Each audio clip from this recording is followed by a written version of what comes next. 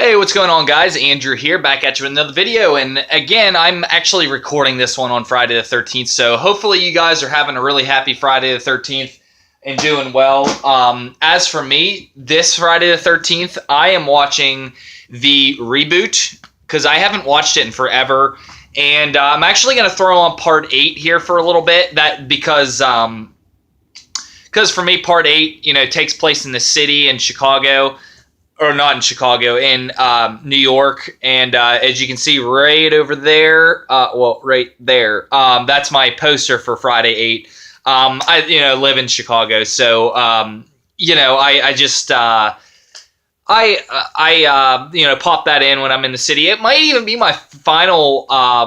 Could possibly be, depends on where I get accepted to grad school. Could be my possible last Friday the 13th in the city. So. Just want to pop that in just to watch some of the best kills in that film.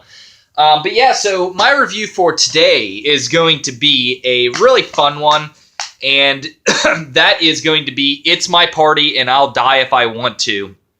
This is actually signed by the director. This is a film I believe in 2007. Does it have the year on it? 2007 is the first year I see written on this thing. Nope, I don't. Oh yeah, it's 2007.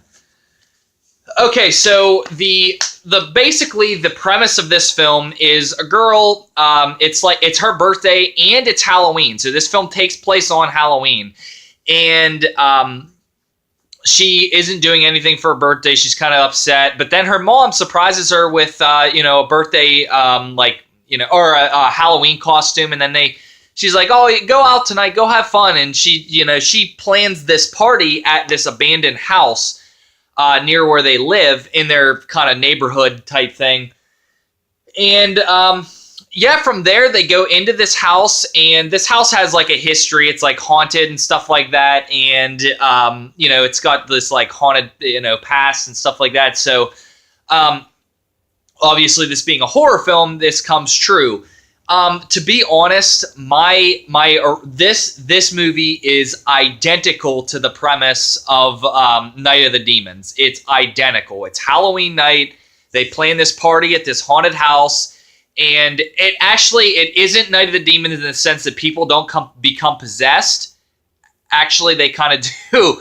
But the main premise of it is it's more of a supernatural slasher type film, where these ghosts kind of start murdering them one by one. So right away, I love this premise. Now, to be honest, I think this movie was made for like a $20,000 budget. It's one of those super micro-budget films, indie film for sure.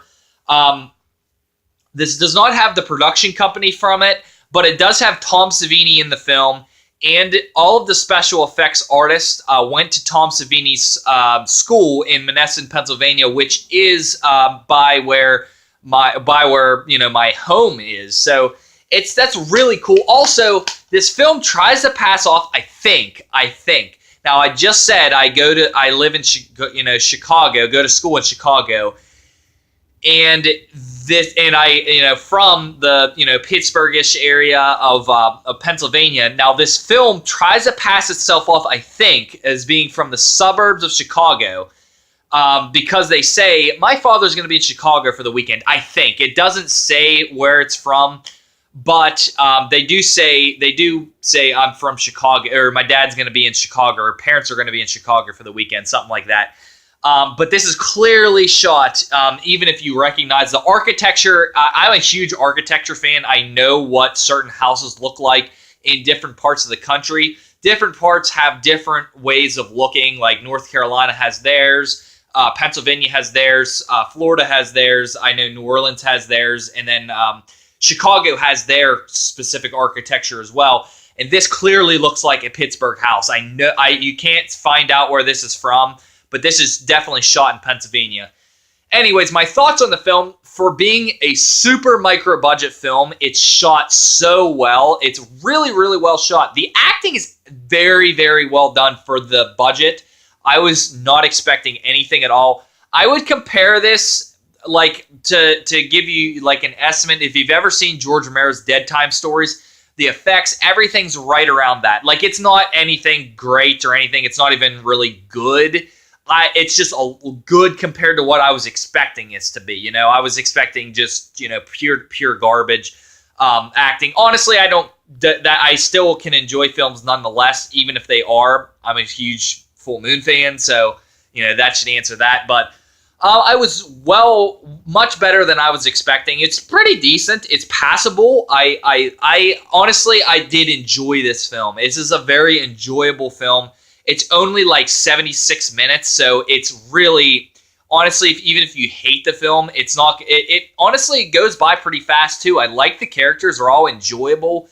Yeah, good stuff. I really good stuff. If I was to rate this, I would give it a 7.5 out of 10. It's a really solid watch. I have a lot of fun with this one. Yeah, good. Though you can only find this at like conventions and stuff, so seek this out if you're ever at a convention. All right, that's going to do it all for today, guys. Be checking in with my review tomorrow. It'll be on it'll be on a foreign film.